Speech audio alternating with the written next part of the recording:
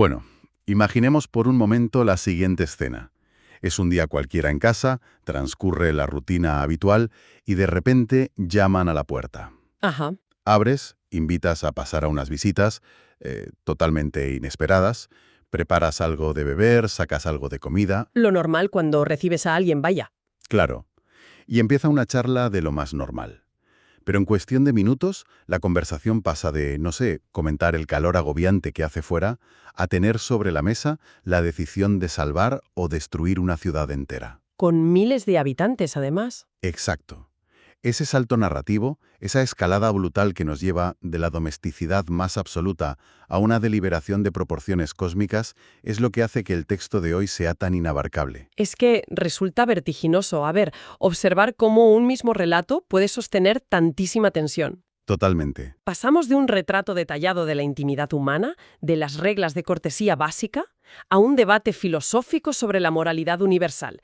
Y lo verdaderamente magistral es que esa transición ocurre sin fisuras. ¿En una sola secuencia? Sí, en una sola secuencia continua. Y esto demuestra que en el mundo antiguo, las barreras entre lo cotidiano y lo sagrado eran, sumamente porosas. Pues bienvenidos y bienvenidas a la Biblia. En este programa, nuestra misión es realizar una inmersión profunda en estos textos milenarios.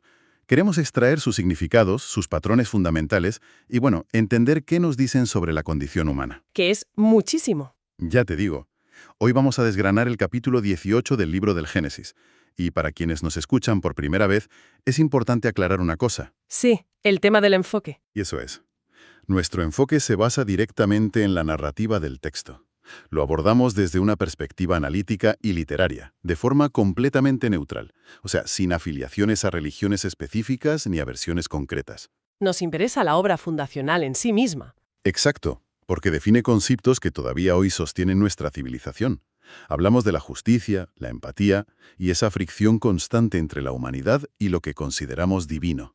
Y fíjate que este capítulo en particular sienta las bases de cómo el ser humano antiguo entendió su relación con la divinidad, quizá por primera vez en la literatura de Oriente Próximo. ¡Ostras, qué interesante! Claro, es que el texto no nos presenta a una deidad inescrutable, lejana o silenciosa, que simplemente dicta sentencias desde las nubes. Para nada. Nos muestra a una presencia con la que la humanidad puede interactuar, a la que puede cuestionar y con la que, asombrosamente, puede sentarse a negociar. Pues vamos a meternos de lleno. El relato arranca en el Valle de Mambre, estableciendo un escenario muy concreto.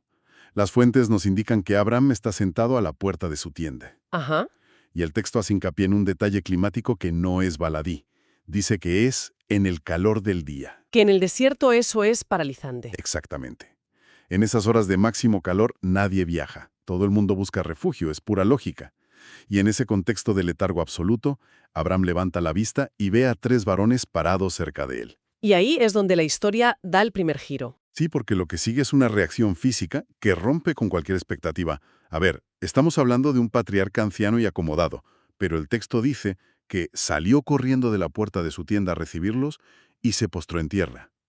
Y esa reacción física lo cambia absolutamente todo. La terminología que emplea la narrativa denota una urgencia casi febril. Una prisa tremenda, ¿verdad? Un dinamismo que choca de frente con la letargia del mediodía en el desierto que comentabas.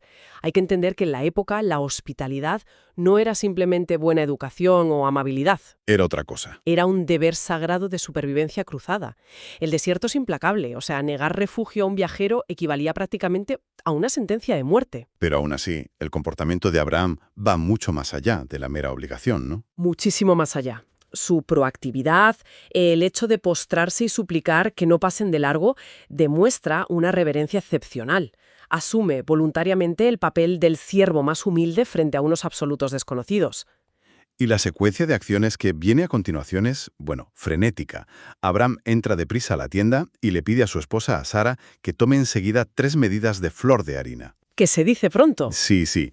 Le dice que la amase y haga panes. Y justo después, él mismo corre hacia donde está el ganado, elige un becerro tierno y bueno y se lo entrega al criado para que se dé prisa en prepararlo. Todo su urgencia. Todo. Finalmente sirve cuajada, leche, la carne del becerro y aquí viene el detalle definitivo. Se queda de pie junto a ellos bajo el árbol mientras comen. Es una imagen súper potente. Es que si tratamos de trasladar esto a una dinámica reconocible hoy en día, Sería como si, no sé, el director general de una enorme corporación multinacional estuviera en su despacho. En plena ola de calor, además. Exacto. Y de repente abandona el despacho, sale corriendo a la calle, para interceptar a 3 transeúntes anónimos. Madre mía. Los mete en la sala de juntas, ordena a su equipo directivo preparar un banquete de 5 platos en ese mismo instante, y él mismo se queda de pie, con la servilleta en el brazo, sirviéndoles el agua. Es una analogía perfecta. La figura de autoridad máxima subordinándose por completo al forastero vulnerable. Ese es el núcleo de la escena. Y las cantidades de comida, ojo a esto, tampoco son normales. Para nada. Hablábamos de las 3 medidas de flor de harina. Eso equivale aproximadamente a unos 20 kilos de harina. 20 kilos, qué barbaridad. Es una cantidad desorbitada para 3 personas. Esto subraya la extravagancia de su generosidad. Y además, preparar un becerro requiere horas de trabajo. No es un plato de comida rápida. O sea, que les está obligando a quedarse un buen rato. Exactamente. Abraham está forzando a estos viajeros a detener su marcha, a descansar de verdad y a dejarse cuidar durante un largo periodo de tiempo. Y el hecho de que él se quede de pie mientras ellos comen. Eso sella la inversión de roles. En el mundo antiguo, quien está sentado comiendo es quien tiene el poder. Quien está de pie sirviendo es el súbdito. Claro, claro. Pues esa dedicación absoluta hacia el forastero es la antesala de lo que ocurre a continuación. La hospitalidad física da paso a una revelación que, francamente, desafía la lógica humana. Aquí entramos en el terreno de lo imposible. Sí. Mientras los visitantes comen, preguntan por Sara. Ella está escuchando detrás de la puerta de la tienda, una posición, digamos, de observadora invisible pero atenta. Muy típica también de las dinámicas de las tiendas en esa época. Y es entonces cuando uno de los varones pronuncia una promesa que choca frontalmente con la realidad biológica de los protagonistas. Dice algo así como, «De cierto volveré a ti según el tiempo de la vida, y he aquí Sara, tu esposa, tendrá un hijo». Y el texto es implacable al establecer el contexto físico de esta promesa. La narrativa subraya intencionadamente la condición de ambos. Que son muy mayores. Son ancianos, entrados en años, y de hecho especifica que a Sara le había cesado ya la costumbre de las mujeres. La menopausia, vamos. Exacto. Y esta mención explícita de una imposibilidad biológica no está ahí solo para añadir dramatismo a la historia. Está diseñada meticulosamente para forzar una colisión filosófica. ¿Entre qué conceptos? Pues entre las leyes inquebrantables de la naturaleza y la intervención directa de la divinidad. Y la reacción de Sara ante esta promesa a mí me parece una de las respuestas más puramente humanas de toda la literatura antigua. Es maravillosa, sí. Ella se ríe para sí misma. Su diálogo interno es fascinante. Se pregunta, ¿después que he envejecido tendré deleite, siendo también mi señor ya viejo? Es una risa silenciosa, nacida del pragmatismo más absoluto. Del sentido común puro y duro. Eso es. Y, sin embargo, Jehová cuestiona esa risa íntima a través de los varones. Pregunta, ¿por qué se ha reído Sara? ¿Hay para Dios alguna cosa difícil? Y ella se asusta, lógicamente. Claro. Sara, aterrorizada al ver que su pensamiento privado ha sido expuesto, intenta defenderse negándolo y dice, no me reí. A lo que la voz divina responde con una sentencia tajante. No es así, sino que te has reído. Es un momento de muchísima tensión.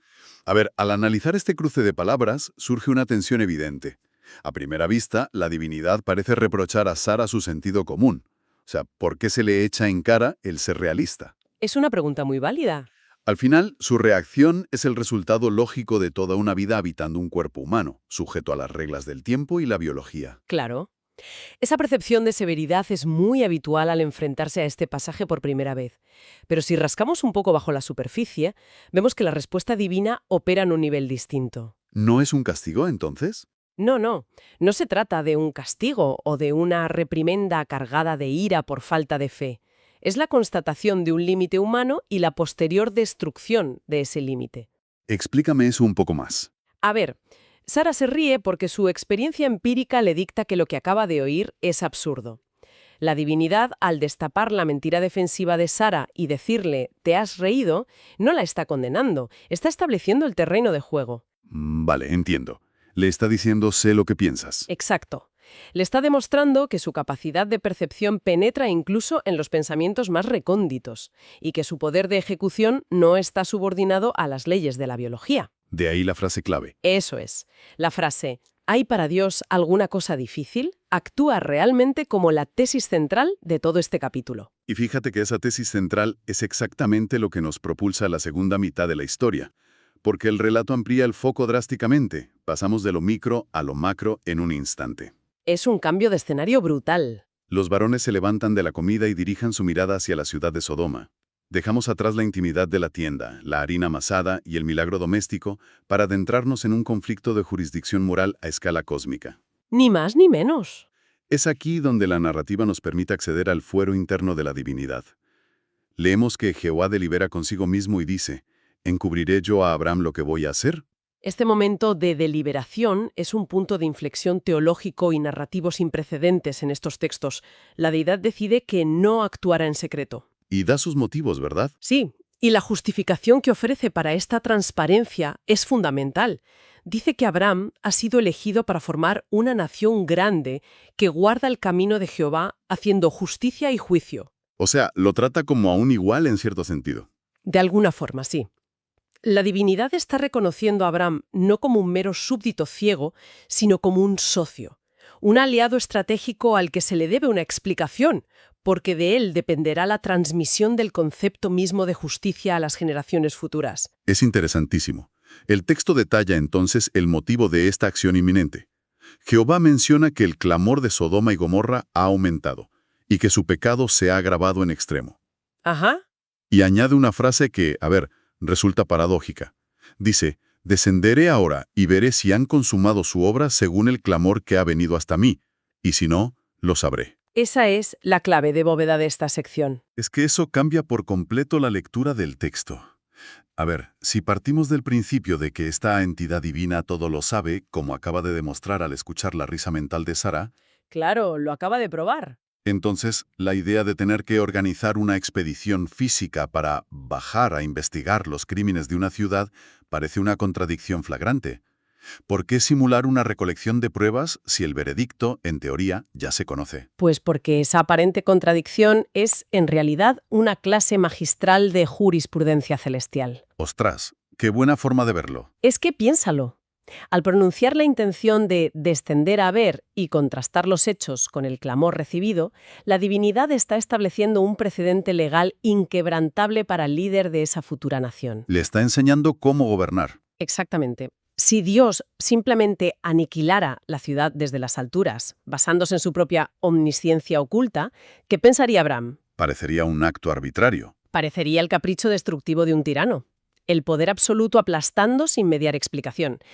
Pero al modelar una investigación formal previa al castigo, se rechaza la tiranía y se instaura el debido proceso. Un juicio justo, vamos.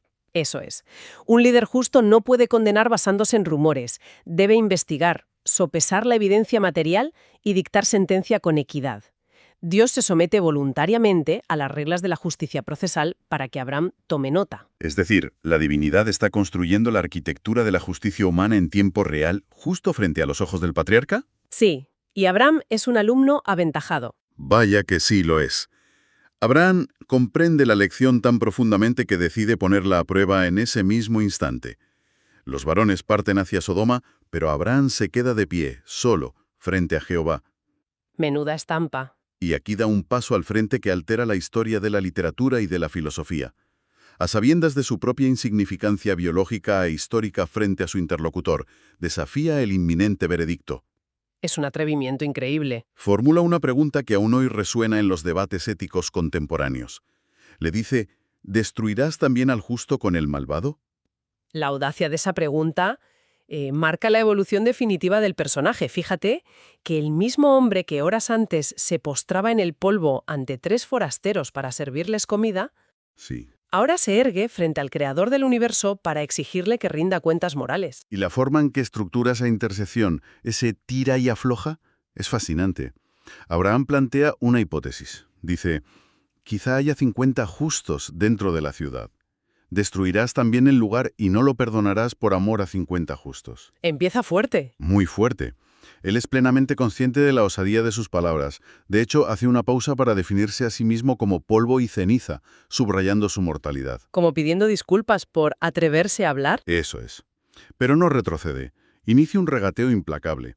Cuando Dios accede a perdonar la ciudad si hay 50 justos, Abraham ajusta el margen. Pregunta qué pasa si faltan 5 y solo hay 45. Va bajando la cifra. Obtiene otra concesión. Vuelve a la carga por 40, luego por 30, por 20, y finalmente, pidiendo que no se enoje su interlocutor, lanza la última cifra. Quizás se hallen allí 10. Y Jehová responde, no la destruiré por amor a los 10. Y tras eso, el diálogo termina y la divinidad se marcha. Es un regateo brutal pero con vidas humanas. Es que esta negociación, que a menudo se percibe como un mero regateo en un mercado, Sí, parece que están comprando algo. pues es en realidad un ejercicio de lógica argumentativa extraordinariamente sofisticado. Hay que entender que Abraham no está apelando a la misericordia ciega. No está pidiendo un favor. Exacto. No pide que se indulte a los culpables ni que se mire hacia otro lado ante el crimen sistemático de Sodoma. El quid de la cuestión radica en que Abraham apela directamente a la propia naturaleza de la justicia divina. Le está aplicando las propias reglas que Dios acaba de instaurar. Exactamente. Su argumento central es: ¿el juez de toda la tierra no ha de hacer lo que es justo? Destruir a inocentes junto a culpables sería una violación de ese código moral. A ver, si utilizamos una analogía contemporánea, es como si Abraham estuviera actuando como un ingeniero informático realizando una prueba de estrés, un stress test al código fuente del sistema judicial divino. Me encanta esa metáfora. Es que está ejecutando escenarios límite para comprobar si el algoritmo de la justicia soporta la tensión. ¿Qué pasa si el margen de error es de 50 y si es de 10? Está poniendo el sistema contra las cuerdas. Eso es. Abraham está comprobando si el sistema colapsa hacia la crueldad colectiva o si se mantiene firme en la precisión ética. Y en ese proceso descubre algo que redefine por completo la responsabilidad social. Un descubrimiento que es, monumental en la historia de las ideas. En la inmensa mayoría de las culturas antiguas, el paradigma imperante era el de la culpa colectiva. Si uno la lía, pagan todos. Exacto. Si el gobernante de una ciudad ofendía a los dioses, pues la peste o la destrucción caían sobre toda la población indiscriminadamente. El individuo no tenía valor frente a la masa. Qué injusto, ¿no? Viéndolo con ojos de hoy, sí. Sin embargo, en este capítulo, Abraham empuja a la deidad a articular un concepto radicalmente opuesto: la salvación colectiva. Ostras. La idea de que un remanente ínfimo de personas justas, apenas 10 individuos en una metrópolis entera, ¿Muy pocos? pues que esos 10 no solo merecen salvarse a nivel personal, sino que poseen un valor moral tan extraordinariamente denso que actúan como un escudo protector. Como un pararrayos. Eso es, un pararrayos que disipa la ira divina y justifica la preservación de miles de culpables. La bondad de unos pocos, en esta visión de la justicia, tiene más peso específico que la maldad de la mayoría. Qué bárbaro. Resulta profundamente revelador contemplar el arco completo de este capítulo 18. A ver, comienza con el polvo del desierto y un anciano corriendo desesperado para ofrecer agua y pan a 3 caminantes agotados. Ese es el punto de partida. Esa hospitalidad extrema, esa necesidad imperiosa de proteger al vulnerable en su propia puerta, es el catalizador de todo. Pasa por el conflicto psicológico de una mujer que se ríe ante la colisión de su propia biología caduca con una promesa celestial. Ajá. Y culmina con ese mismo anciano del principio, plantado cara a cara con la fuerza creadora del universo, deteniendo el reloj del juicio final para debatir el destino de personas a las que ni siquiera conoce. Es un viaje narrativo alucinante. Y todo el texto nos sugiere que no hay desconexión alguna entre ambos eventos. El rasgo de carácter que impulsa a Abraham a salvar a 3 extraños de la dureza del sol del desierto es exactamente el mismo rasgo que le da el coraje para enfrentarse a Dios e intentar salvar a miles de extraños del fuego de la destrucción. Están íntimamente ligados. La empatía a pequeña escala es el entrenamiento indispensable para la justicia a escala cósmica. Esa conexión temática que mencionas es verdaderamente el motor de todo el relato. Nos demuestra que las virtudes no existen en compartimentos estancos. No se puede ser justo a medias. Claro. Quien es incapaz de mostrar clemencia y servicio ante la necesidad inmediata y física que tiene delante, jamás tendrá la altura moral para sostener un debate sobre los principios rectores del universo. Y el silencio que envuelve el final de esa negociación es, creo yo, la mejor forma de ir cerrando nuestra inmersión profunda de hoy. El regateo se detiene bruscamente. Abraham arranca la promesa de que la ciudad se salvará por 10 justos. Por amor a los 10, no la destruiré, dice Jehová. Y ahí termina la conversación. Jehová se marcha y Abraham vuelve a su lugar. No hay más palabras, no hay despedida, nada. Es un desenlace abrupto muy cortante que deja el aire cargado de incertidumbre. Te sitúa al borde del abismo interpretativo. Y esa incertidumbre plantea una reflexión ineludible para quienes nos escuchan hoy. Abraham se detuvo en el número 10. Sí, paró ahí. No arriesgó por 5. No pidió que se perdonara la ciudad si se hallaba un solo justo. Y la gran pregunta que queda flotando a través de los milenios es, ¿por qué paró ahí? Es un gran misterio. Se detuvo porque hizo un cálculo lógico. A lo mejor estimó que entre la familia de su sobrino Lot, su esposa, sus hijas y sus yernos residentes en Sodoma, sumarían al menos 10 personas, garantizando así la salvación del lugar con una jugada matemática. Podría ser una estrategia pragmática. O se detuvo porque, tras tensar la cuerda de la justicia divina hasta un punto inimaginable, sintió de golpe el peso de su propia mortalidad y alcanzó el límite absoluto de su atrevimiento frente al Creador. Es una de esas preguntas que no tienen una respuesta fácil. Exacto. Es una invitación a meditar sobre la naturaleza de la intercesión y sobre dónde trazamos la línea cuando decidimos luchar por la salvación de otros. Con esto terminamos por hoy. Os invitamos a suscribiros al canal de La Biblia para continuar acompañándonos en estos análisis exhaustivos, donde seguiremos desentrañando la complejidad de la narrativa antigua y sus ecos en nuestro presente. Nos escuchamos en la próxima inmersión.